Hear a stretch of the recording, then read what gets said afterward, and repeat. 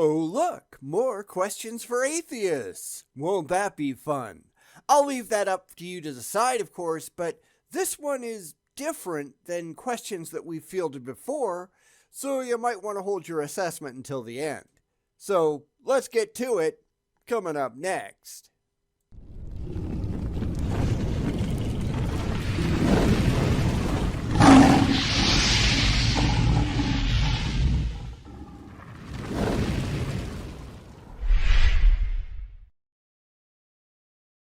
This seemed like a pretty easy video to do, but by the end, you'll understand why it's not. But here comes two more questions supposedly aimed at atheists, and why they're terrible questions in the end, because they don't actually get our video maker where he really wants to go. This comes from a channel called The Darkness Between Worlds, and, well, you should just watch for yourself, because this is going to take a hard left turn at Albuquerque, and you'll understand by the end. So, enjoy, or at least try. Before I share two major questions for self-proclaimed atheists, here are a few conversations that I've heard online. Taken completely out of context, I'm sure. Now, that might not be fair, because I see atheists saying a lot of dumb shit online, although that is vastly dwarfed by the amount of dumb shit that comes out of Christian pie holes. I have no idea what he's going to show, but we'll evaluate it together, won't we?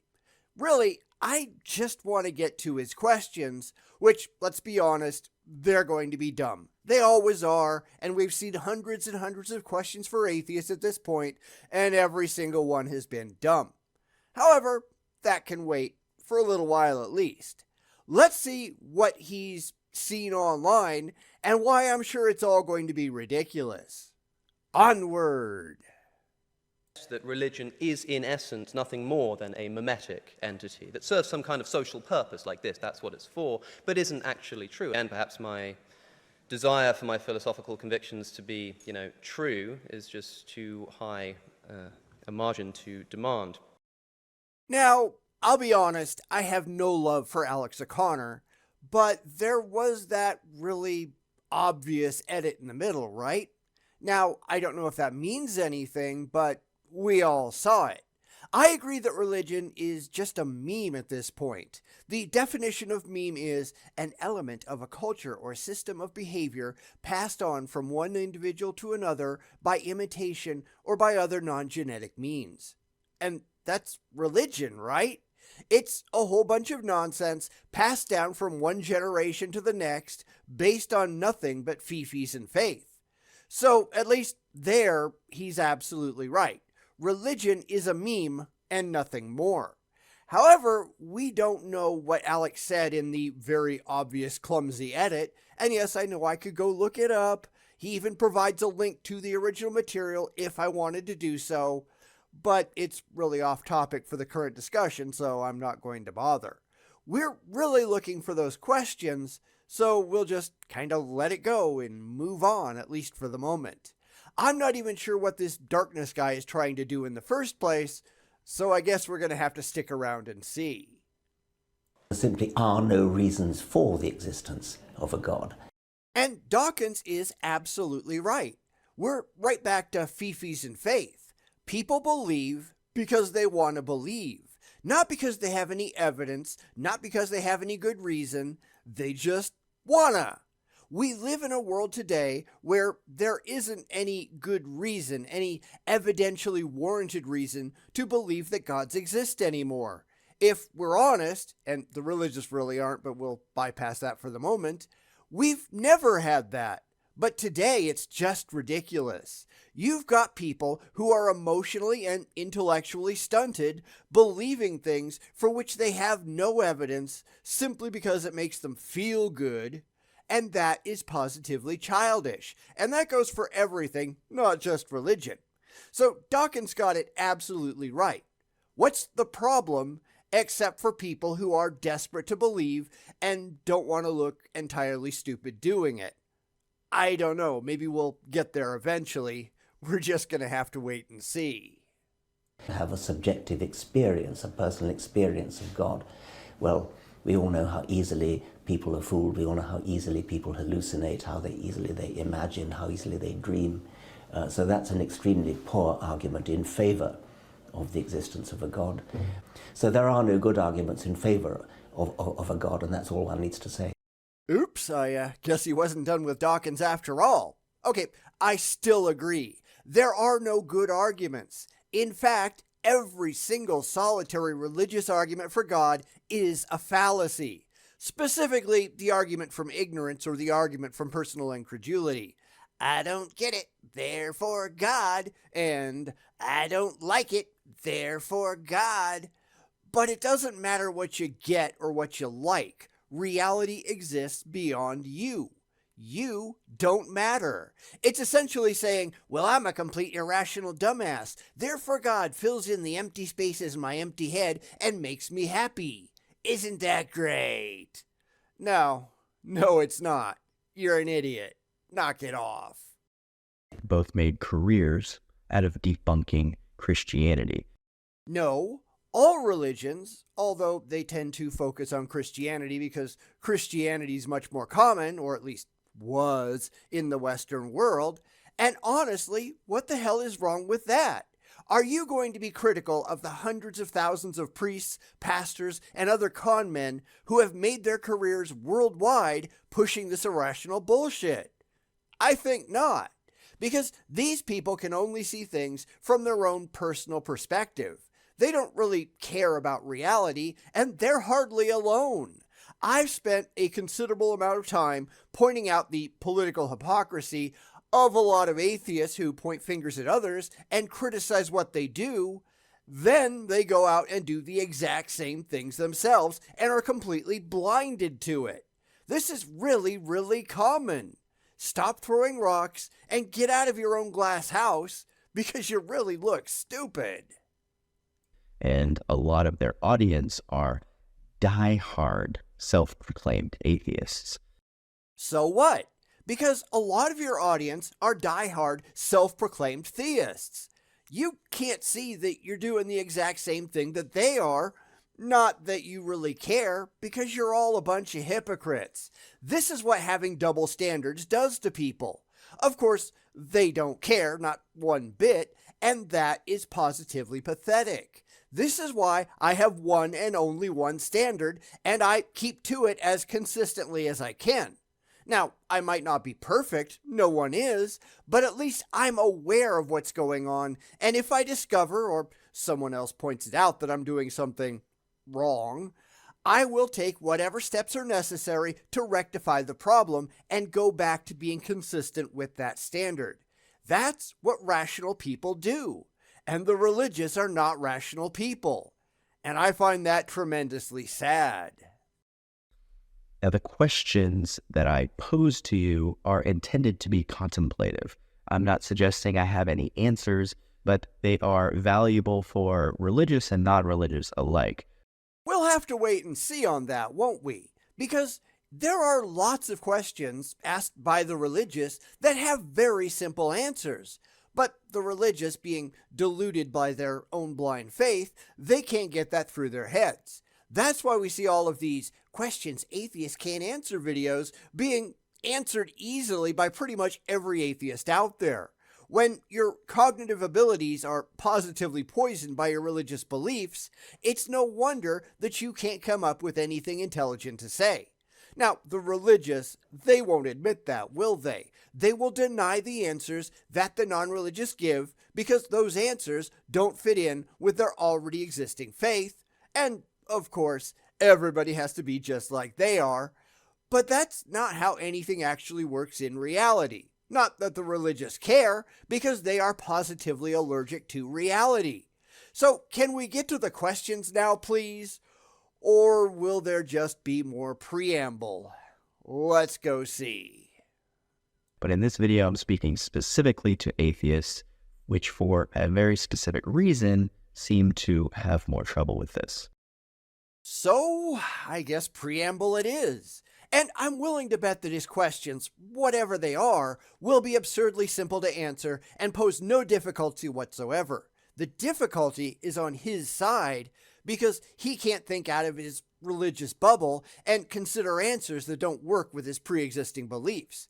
So it's going to be a bunch of gobbledygook that makes atheists roll their eyes, and he'll be insisting that we can offer no good, consistent answer or something like that, and we'll be going, yeah, right, watch us. But of course, I don't know since I haven't seen the questions yet, so let's get back to it and see if he can finally get there. And I'm not going to be holding my breath. Question number 1. Would you rather be in love or would you rather be right? Okay, I admit I was wrong. He finally got to the questions. And my answer is, those are not mutually exclusive states. I can be in love and right at the same time. I can not be in love and be wrong. What does this question even mean? How does it apply to anything?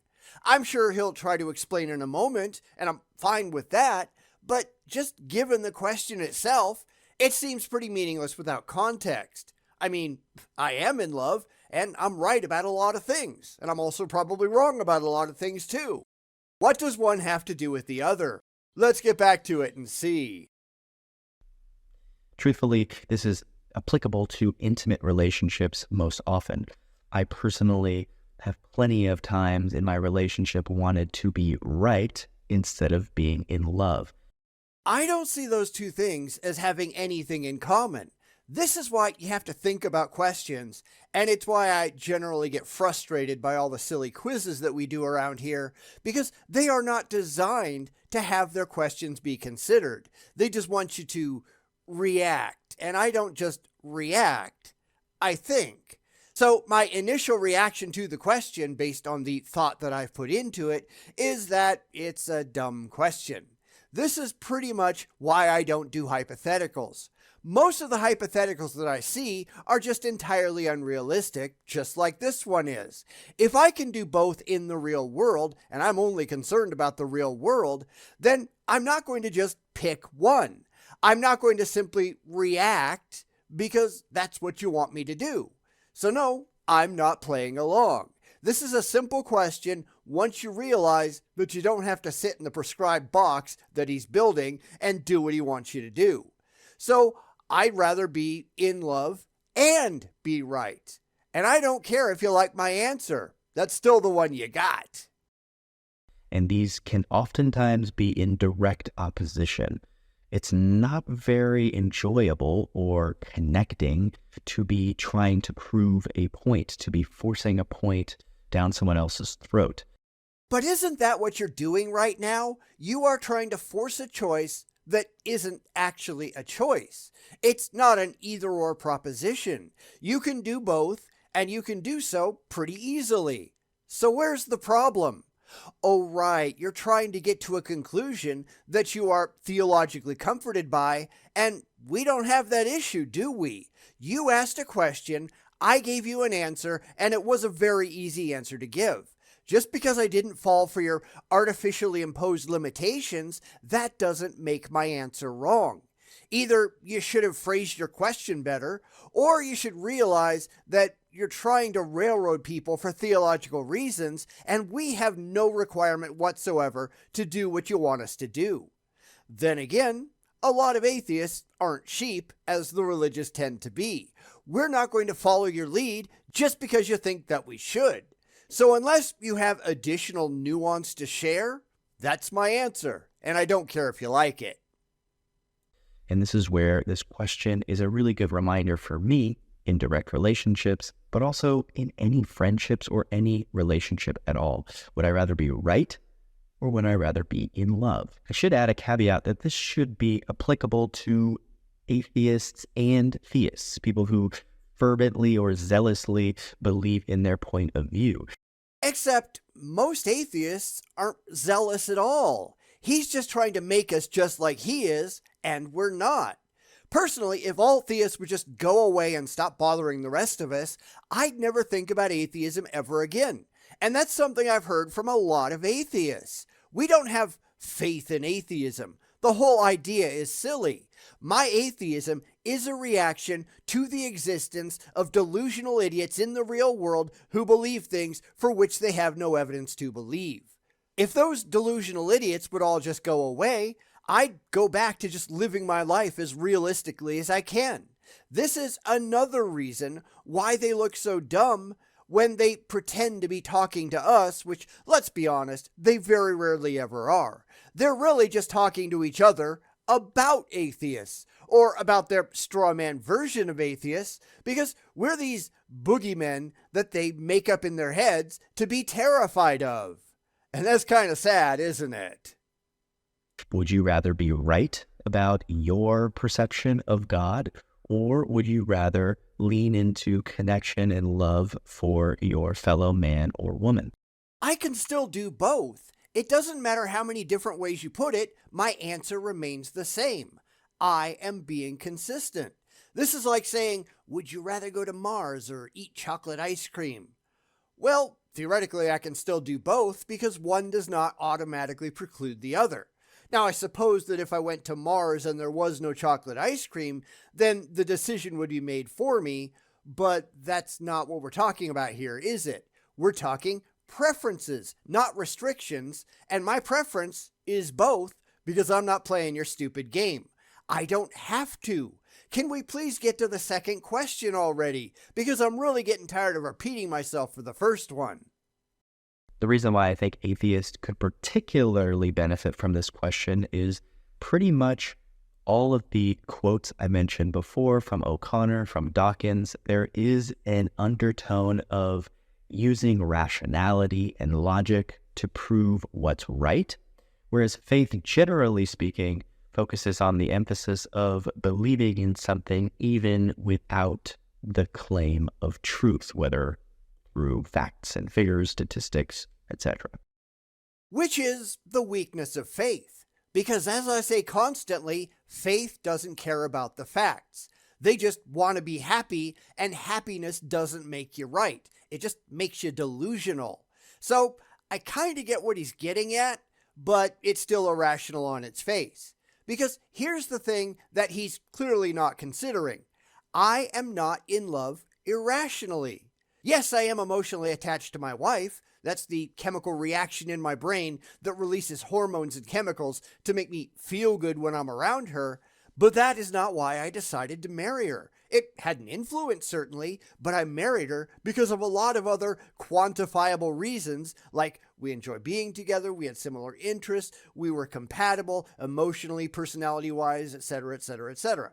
The list is very, very long, and I weighed all of those factors, and she did too.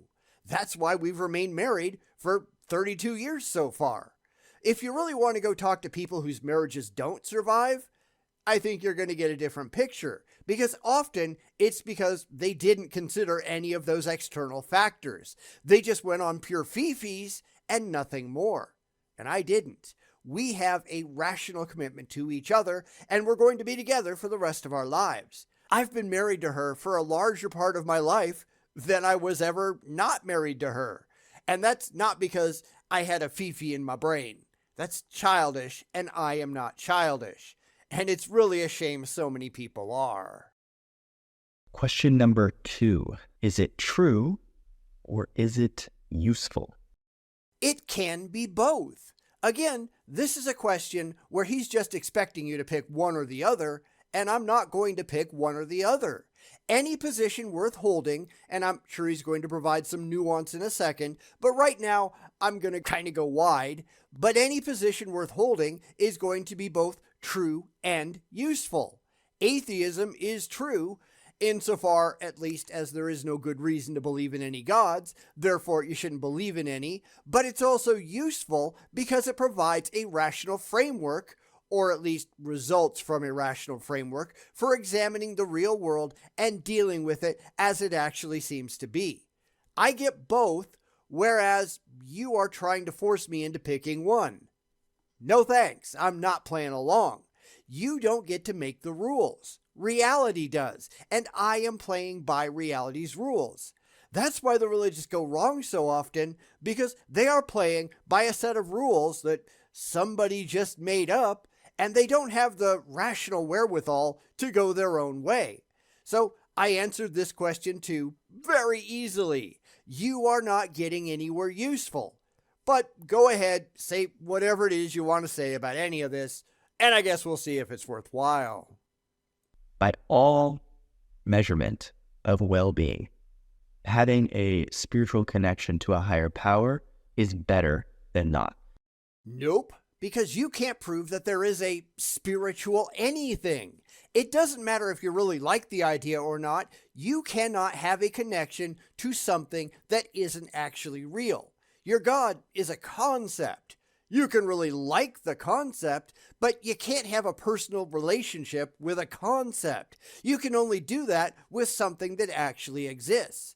Be sure to let us know when you can prove that your imaginary friends are real, won't you? Because until you can do that, you got nothing. This is the problem, and it's a problem that's not going to go away. Nobody cares what you want to be true. We care only what is actually true, what is demonstrably true, and you have failed entirely in the demonstration of your own claims, and that's your problem, not mine. This is why being rational matters. Just because you like telling yourself comforting stories in your head, that doesn't make any of it real. The reality matters more than you do. The reality exists, and your feelings don't mean a damn thing. That's why this video isn't going to impress anyone who isn't already on your side. You can't get out of your own theological bubble and understand what non-believers actually think, because we're not impressed by this stuff. We're just not. Here's a study of 125,000 people in 77 countries, which found that people who believed in God were happier, healthier, had a greater sense of well-being. So what? I honestly don't care. What you're talking about here is utilitarianism. Big deal. Of course studies like that have been completely debunked because there are other factors going on beyond, I have an imaginary friend that I like. Such as religions often have built-in communities. When you have other people that you can rely on, not gods, but people, you tend to be happier and healthier. We are a social species after all. And of course, this relies on something that I've brought up before. It relies on truthful reporting. You are trusting people to tell the truth about their experiences, which, with at least some religions, believers are encouraged to tell these comforting little lies. You know, I love Jesus. Jesus is my best friend. Yeah, that's just delusion, but we know that delusion can and does have an impact on your experiences. The placebo effect is a thing. So telling yourself lies or being told lies can have a beneficial effect, even if the stories being told are completely false. If that's the best that you can do for your silly beliefs, I pity you. I care about reality. Maybe you should too. Besides, if you look at other factors, we see that theists have a much higher rate of divorce, for instance, than atheists do. They just substitute an imaginary relationship for actual real relationships with real human beings, and that's not a good thing. So this isn't impressive, not at all. It's believing nonsense for supposed benefits that may or may not even be real. Seriously, if this is the best you've got, give up. I'm not saying you have to suspend your skepticism about specific gods, whether it's Christianity or Islam. If those don't resonate, if there's some elements of those religions that is against your values, I understand. Except it isn't against my values, it's against demonstrable reality. I am skeptical of everything. Nothing makes it through that filter if it doesn't have evidence to support it, and it shouldn't. The only reason you believe any of this bullshit is because you're gullible, and that's nothing to be proud of. Ultimately, this is all, well, you should just be stupid like me because it makes me happy, and because everyone has to be just like I am, you're gonna be happy too. No. Sorry, I am nothing like you in this regard. I am not going to believe anything or accept anything as real if it doesn't have strong corroboratory support first. As you have no evidence whatsoever for your imaginary friends, and no theist on the planet does, I am not going to believe in any of them, and neither should you. I'm not that dumb, and it's kind of sad that you are. don't throw the baby out with the bathwater, because it's clear from every standard of measurement that essentially it's pretty useful to believe in a higher power. Nope, it's not. You are just cherry picking the criteria that happens to appeal to you and ignoring everything else. Having to give a sizable amount of your income to the church, that's not useful. Even if you're not forced into it, which a lot of theists are, they still try to make you feel guilty because you're following around a bunch of con men and shysters with their hands out for your money. You are being encouraged to believe certain things that are not defensible in the real world, and think certain ways and do or not do certain things based on no rational criteria other than the idiot in the pulpit says so or my book says a thing. This is not rational. And of course, depending on what specific religion you're a member of, they can have a lot of control over your life, up to and including who you're allowed to marry, where you're allowed to live, what you're allowed to do for a job, who you're allowed to talk to, and those things aren't optional either, and they're certainly not rational. You are giving up your own free will to con men and scam artists because you're terrified of an imaginary man in the sky. I mean, honestly, what the fuck is wrong with you? Sometimes that higher power doesn't have to be part of an organized religion. I can attest that oftentimes it is the hallucinations that Dawkins talks about. So, you really don't care about reality, do you? Honestly, this is like the people who say, well, taking drugs makes me happy, so I just ignore any of the demonstrable downsides because I just want to be free. Yeah, fuck off. Just keep jabbing that cross-shaped needle into your arm because you are neither rational nor mature enough to just deal with the real world as it demonstrably is. And that is not a good thing.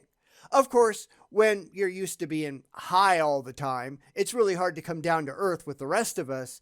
It's really hard to put away the childish things and just deal with the reality that you actually live in. Happiness is just a Bible verse or a needle jab away, after all. If you think that's a positive, I don't know what the hell to tell you. There is something seriously wrong with you. If you refuse to see that, then whatever, I guess. I want nothing at all to do with someone as deluded out of their gourd as you happen to be, especially if you know it's a delusion and you're just going, whatever. You've got serious problems, pal. Seek professional help. Simply have an altered state experience, whether it be entheogens, psychedelics, or a sweat lodge, or any kind of experience that genuinely impacts your physiology to a place where you're connected to something greater than yourself. I swear, I didn't know that was coming, although I guess in retrospect, it's not really a surprise. Break your brain so you feel better. Are you fucking out of your mind? My brain is all I have. It's all you've got too, and you're too busy fucking it up to care what negative impacts it has on your attachment to reality. I guess it's no surprise that people this pathetic are so enthusiastic to leave it all behind because they can't handle actual reality. But that's a weakness, not a strength. If you're that fucked up in the head, you don't need drugs or religion. You need therapy. Find some. Stop getting on YouTube and embarrassing yourself because it's not a good look. You could call it God, whatever the case is. Connect to that. My invitation is to ensure you have a connection because by all measurements, it's better, it's more useful, and it's going to lead to more life and satisfaction. Yeah, hard pass. My life is already great. It's far better than when I was religious. Happily married, 2 great kids who are already successful adults, all the money that I could ever need, got my health at least as much as anybody my age could hope for. I don't need your stupid drugs or your ludicrous gods. Fuck you. Because this is what I see from a lot of theists, and it is not at all impressive. Give up on reality and come to the deluded side. No thanks. I'm happy right where I am. The fact that you can't handle it says some pretty negative things about you.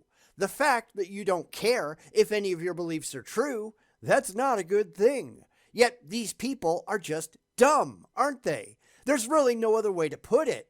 I am interested only in what is actually going on to the best of my ability to figure it out. You are only there for comfort. What the fuck is wrong with you? Maybe that's the question we really need to be asking these people, because clearly there is something seriously wrong with these people. They are immature children who can't handle living in the real world, and that's why they're trying so hard to escape.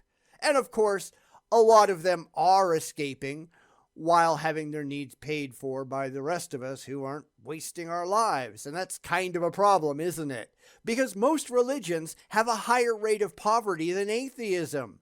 The Jews, they're doing fine. Hindus aren't too bad. But for a lot of Christians, if you look at the statistics, they have a sizable number of believers living below the poverty line. So who picks up the slack? Well, the rest of us, of course.